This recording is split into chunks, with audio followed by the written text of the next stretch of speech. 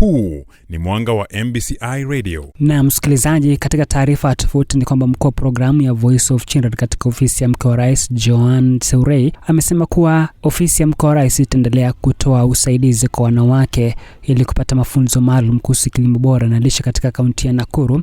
Joan Seurey amezungumza katika hafla ambapo wanawake zaidi ya 60 wameweza kupatiwa mafunzo kuhusu kilimo hicho kwa ushirikiano na Toyota Foundation. On establishing kitchen gardens, managing them, and also how to generate an income. Akizungumza wakati wa mafunzo yao, Seurey amesema mpango huo unawalenga wanachama wa Joyful Women Organization ambao wamepatiwa mafunzo kuhusu mpango Mama Kitchen Garden unaohamasisha kilimo cha vyakula vyenye lishe katika maeneo madogo nyumbani. Seurey ameeleza kuwa huu ni miongoni mwa programu kuu chini ya mpango wa kitaifa Mama Kitchen Garden uliozinduliwa na Rachel Ruto mke wa rais mnamo mwezi Mei mwaka jana katika kaunti ya Baringo. Mpango huo tayari umezinduliwa pia katika kaunti ya Samburu na sasa umefika katika kaunti ya Nakuru. Katika juma hili wanawake hao zaidi ya 60 wamepewa mafunzo kuhusu programu hiyo, huku wakihimizwa kutilia maanani mpango huo hasa wale wanawake wasiokuwa na ajira. We are training our members on how to adopt sustainable food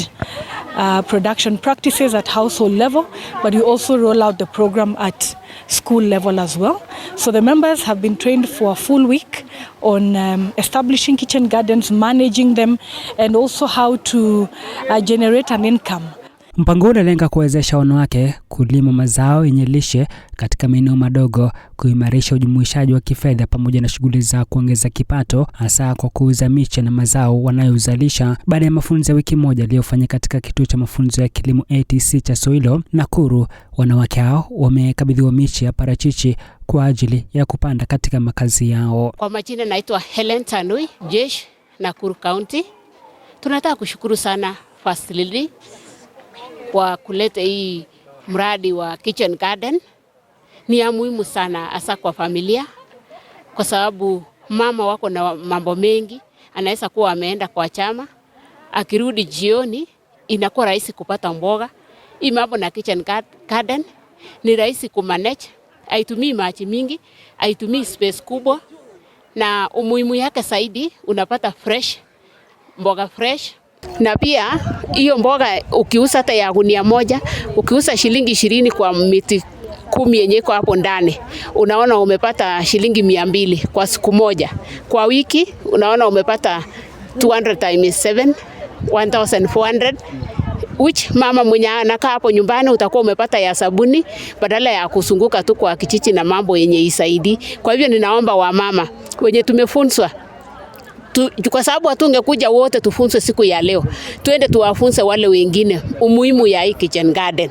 Kwa majina ni Faith kutoka Kuresoi North. Tumefunzwa vile tutaiesa panda mboga tukitumia a small piece of land.